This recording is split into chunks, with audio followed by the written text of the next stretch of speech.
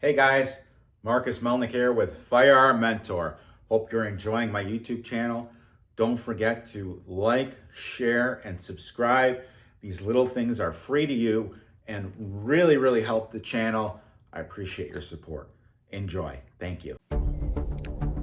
The views expressed are not those of local community broadcasting, WYML LP, or its management, volunteers, or underwriters. Greetings and welcome back to the Personal Safety Show. This is Marcus Melnick with Firearm Mentor and Stress to Logic, your host. And I'd love to start with something positive. There are a couple of upcoming activities that I want to share with everyone. These two events are with the Illinois State Line Rifle Association. That is different than the Illinois State Rifle Association. This is the State Line Rifle Association. And twice a year they have a family fun shoot. The upcoming dates are Saturday, May 17th and Saturday, September 20th. The location is going to be the Wisconsin Sportsmen's Association, and it is at 16010 Durand Avenue, that is Highway 11, in Union Grove, Wisconsin. And here's what happens. They're going to have a firearm safety briefing by NRA and USCCA certified instructors. They'll have handgun, rifle, trap shooting, muzzle loaders. They provide all the ammo. This is a great thing.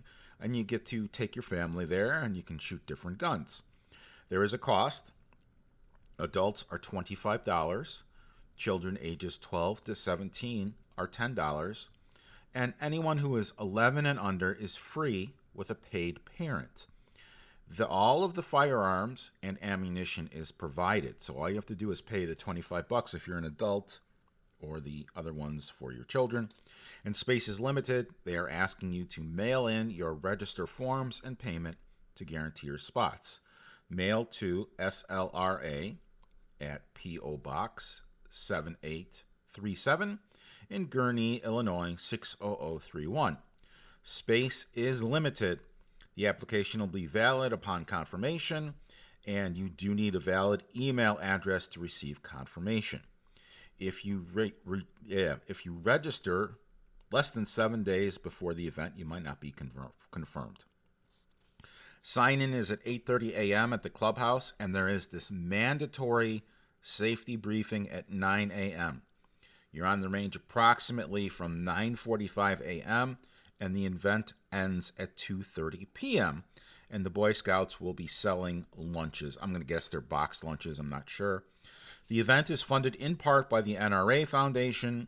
For more information, contact CAMP, C-A-M-P, at statelinrifle.com.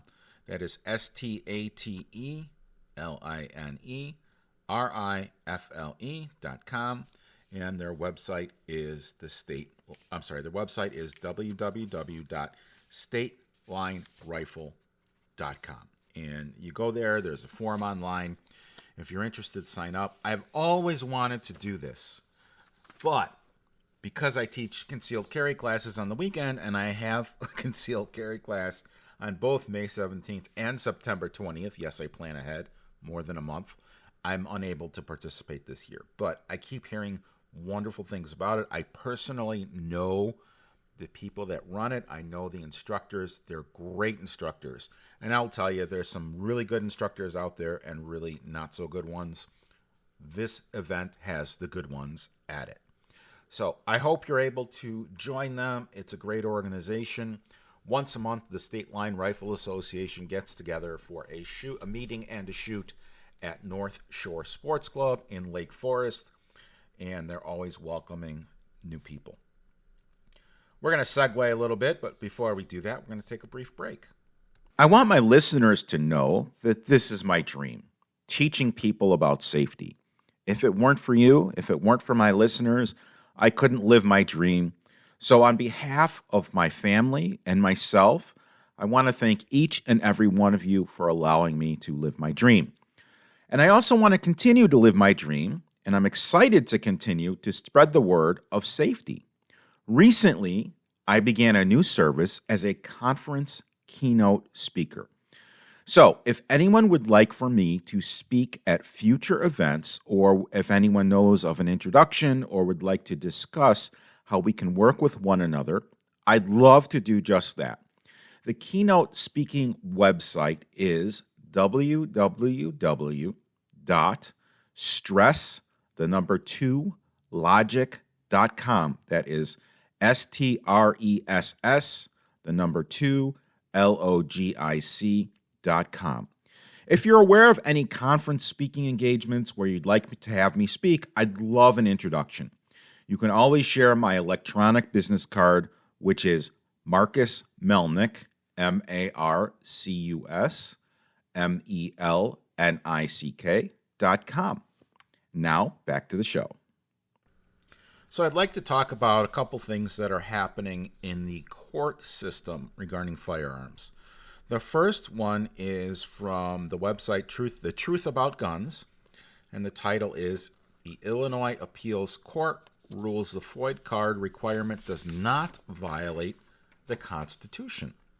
A 3-judge panel of the Illinois 4th District Appellate Court ruled on April 29th that the FOID card scheme, I'm making air quotes, required to purchase or possess a gun in the state is constitutional. In the case Gun Save Life versus Kelly, 2 of the 3 judges managed to miss the point that there's no historical precedent being required to have a special permission card to purchase a firearm, as decided in the Bruin case. In the ruling on this case, Judge Thomas Harris indicated that some laws back during the founding bore a faint resemblance to the FOID card requirement, so all is well with the Illinois FOID card. Quote, in short, if we follow the guidance of Rahimi that the law must comport with the principles underlying the Second Amendment, but that it need not be a dead ringer or historical twin, we can glean a relevant principle from the loyalty oath statutes. The government may screen its citizens for entitlement to possess arms by having them sign a statement that they do not fit into a category of individuals whose possession of firearms would threaten the safety of the community. The ruling concluded, the FOID Act is an implementation of that principle. In a lengthy dissent, Judge Craig DeArmond meticulously analyzed the majority's case, highlighting its insufficient consideration of the Bruin standard. My colleagues failed to recognize the unique nature of a constitutional challenge under the Second Amendment, DeArmond wrote. In doing so, they ignore the historical framework within which the Second Amendment was enacted and the clear direction we have been given by the United States Supreme Court when considering a Second Amendment challenge. The special concurrence denies awareness of any Supreme Court precedent characterizing a challenge under the Second Amendment as unique in nature. The inability and the special concurrence to recognize how the landscape surrounding constitutional challenges has dramatically changed post-Bruin, even after reading the 4 foundational cases I discussed below, is not a limitation on the unique nature of Second Amendment challenges. The judge concluded, the founders understood almost everyone has the right to keep and bear arms unless and until there's some basis for removal. The FOID Act presumes no one has the right to keep and bear arms unless and until the right holder proves otherwise. This is the definition of unconstitutional. Interestingly, the ruling came 2 months after another case, State of Illinois versus Vivian Claudine Brown, in which a federal judge ruled that the state law requiring citizens to have a FOID card to possess a firearm in the home for protection is unconstitutional. In ruling on the case, White County resident Circuit Judge T. Scott Webb wrote, the defendant's possession of a .22 caliber rifle within the confines of her home, even without a valid FOID card, falls squarely within the protections afforded her by the Second Amendment. The case revolved around defendant Vivian Claudine Brown and a rifle she owned. According to court papers, in March 2017, Brown's husband called the police and said she was firing a gun inside their home. When officers arrived, they found a rifle beside the bed that Brown owned for self-defense, but found no evidence that it had been fired. Additionally, Brown denied firing the gun, and the other occupants of the residence denied hearing any shots. Shortly thereafter, the state's attorney charged Brown with possession of a firearm without having a FOID card, which is a Class A misdemeanor under Illinois state law. In his ruling, Judge Webb said everything about the case pointed towards the unconstitutionality of the FOID requirement. After analyzing all evidence in this matter, the court finds that the defendant's activity of possessing a firearm within the confines of her home is an act protected by the Second Amendment. Additionally, there are no historical analogs to the FOID Act as required in Bruin. Finally, the court finds that any fee associated with exercising the core fundamental constitutional right of armed self-defense within the confines of one's home violates the Second Amendment. The comments after this article was posted were kind of funny, so I'm going to share some of them with you. One person said, SCOTUS, that stands for Supreme Court of the United States, needs to slap the you-know-what out of the governor and Kwame. By the way, I'm making the language a little bit nicer than it was. At 1% complied with gun registration, guess how many ARs are residing in Illinois? Another person commented, at least half of the Supreme Court needs to be slapped. How is gifting them a vote a century ago working out? Or great-grandpa needs to get slapped. I don't know what that means. This is funny. Someone wrote, in short, if we follow the guidance of Rahimi, that the law must comport with the principles underlying the Second Amendment, but that it need not be a dead ringer or historical twin. Washington gun law has a very recent video about how this will be the argument that progressive courts will use to find any gun law they like constitutional based on anything they deem similar enough to pass Bruin standards. Thanks a lot, Justice John Roberts. The big question is that what is SCOTUS going to do? Maybe that's why they've been avoiding granting cert on the Snopes case assault weapons ban. This next comment is a really nice comment. I like it. It quotes, 2 of the 3 judges on the court somehow managed to miss a point that there's no historical precedent for being required to have a special permission card to purchase a firearm. The comment is, did they? Did they really, truly miss the point? Or did they go looking for a reason to ignore it? Considering the mental gymnastics required to reach the decision, I think it's pretty obvious that they engaged in the latter behavior. I also think that it is fairly obvious that this is a specific tactic more generally elucidated by Chuck Schumer a few weeks back. On a more general level, ignoring judges who may occasionally get suckered or just get it wrong, let's be real here, they hate you. They hate everything about you. They're very clear and open about this. So that being the case, one might ponder the question of why you constantly give them the benefit of the doubt, even in simple things like the way you speak about them. No, they didn't miss the point, and no, they're not stupid or crazy. They hate you, and this is part and parcel of a multi-pronged attack upon you, yours, and your way of life, all because all of the above are all well within the bucket of things that these people would like to make go away. And protestations aside, both their strategy and tactics are actually pretty well thought out and rather deftly executed. Consider that Alinsky posted 12 rules. Action here comports with numbers 3, 4, 6, 8, 11, and 12. You don't hit 6 of 12 potential targets all in one stroke by accident. Now, since no one in the past 40 years have seemed to pick up a book and actually read it, because that's the TLDR, let's check out Von Clausewitz on the topic, because sometimes when you read a book, you find some useful stuff in places many people wouldn't exist. In the book, it says, war is a mere continuation of policy by other means. We see, therefore, that war is not merely a political act, but also a real political instrument, a continuation of political commerce, a carrying out of the same by other means. All beyond this, which is strictly peculiar to war, relates merely to the peculiar nature of the means which it uses, that the tendencies and views of policy shall not be incompatible with the means, the art of war in general, and the commander in each particular case may demand.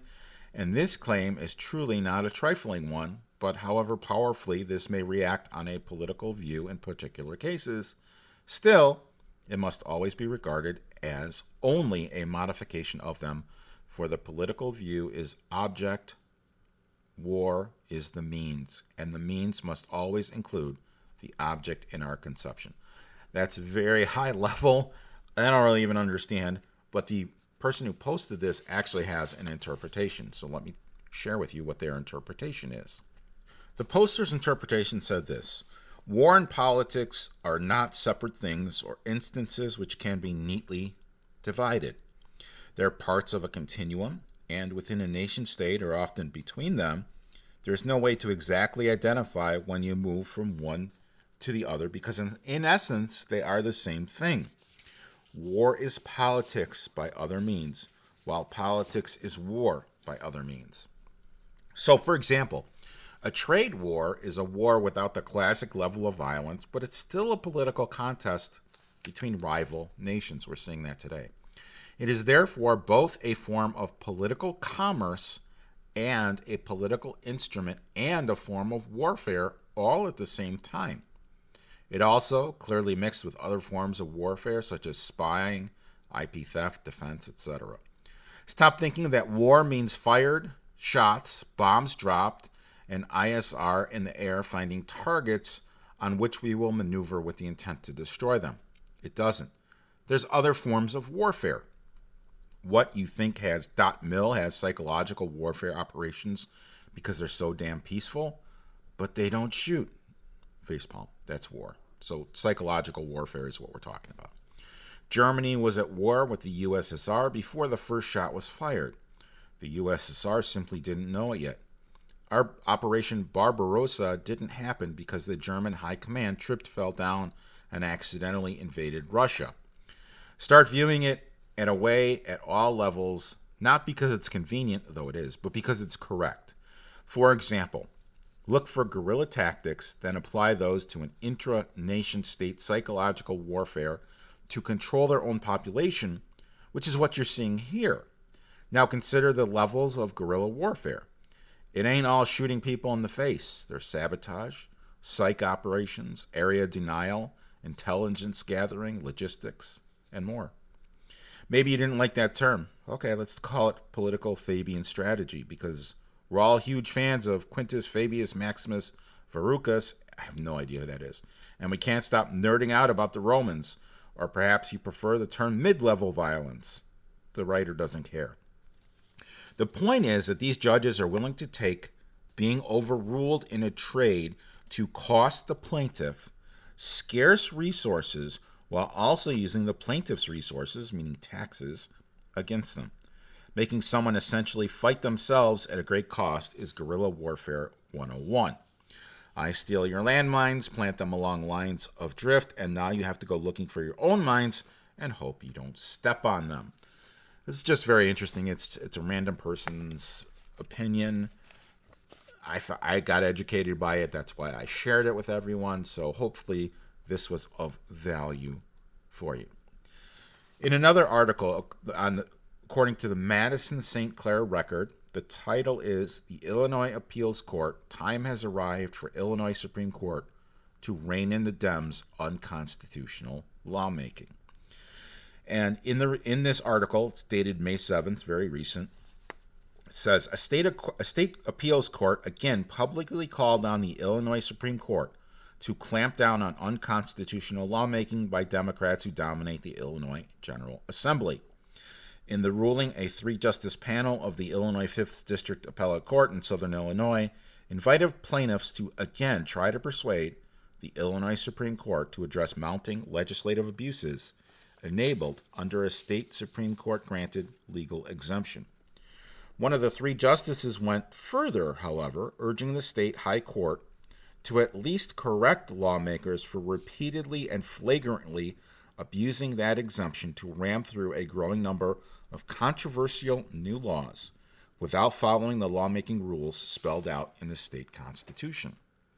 On May 2nd, Illinois 5th District Justice Mark Boy took Illinois Democratic lawmakers and the state Supreme Court to task in a special concurring opinion that tacked onto a decision otherwise disposing of a lingering state court's legal challenge to the Illinois law banning so-called assault weapons. The Illinois legislature's disregard for constitutional procedure is alarming and, in and of itself, made more so by the fact that the gun ban law directly impacts the fundamental right to keep and bear arms, he wrote.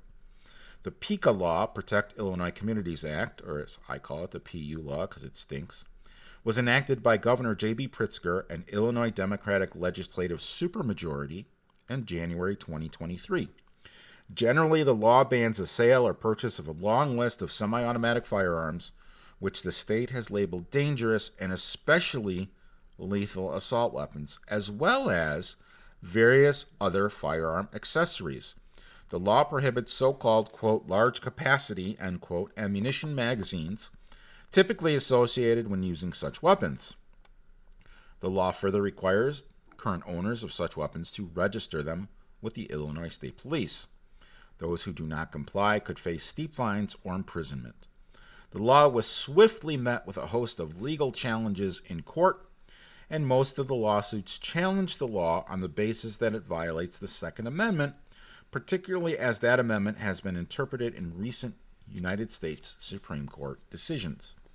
To this point, federal judges in Chicago and the U.S. Seventh Circuit Court of Appeals have declined to block the law from taking effect. The Federal Appeals Court has also undone an injunction blocking the law entered by a Southern Illinois federal judge who ruled the Illinois law unconstitutionality, infringing upon Illinoisans' Second Amendment right to keep and bear arms. In the rulings all but upheld the Illinois law, the other federal judges said they believed Illinois is constitutionally allowed to ban any firearms it deems to be too dangerous or too like weapons used by the U.S. military. The cases currently sit before the Seventh Circuit Court. However, the fate of the Illinois law could ultimately be determined by the U.S. Supreme Court much sooner, should the High Court decide to rule on whether a similar assault weapons ban law in Maryland is constitutional. The U.S. Fourth Circuit Court of Appeals upheld that law months ago, and the U.S. Supreme Court has not decided yet if it will hear the appeal. However, in Illinois, at the same time the federal lawsuits were filed, other challenges were brought in Illinois State Court, challenging the law solely as unconstitutional under the Illinois State Constitution. Particularly, those lawsuits asserted the law violates Illinois gun owners and gun sellers' rights to equal protection because the law carves out exemptions for police officers and other, quote, trained professionals, end quote, to own and use otherwise banned assault weapons. The state court lawsuits also asserted that the PICA law was enacted unconstitutionally. The lawsuits specifically accused lawmakers of violating the Illinois state constitution, so-called three readings rule. Under the state constitution, lawmakers are specifically required to give all legislation at least three separate readings, one each on 3 separate days in each chamber of the Illinois General Assembly before voting on any new laws. However, under the judicial holding that is known as the Enrolled Bill Doctrine, the Illinois Supreme Court allows Illinois House Speaker and Senate President to simply sign a certification that the 3 readings rule and other constitutional rules were followed.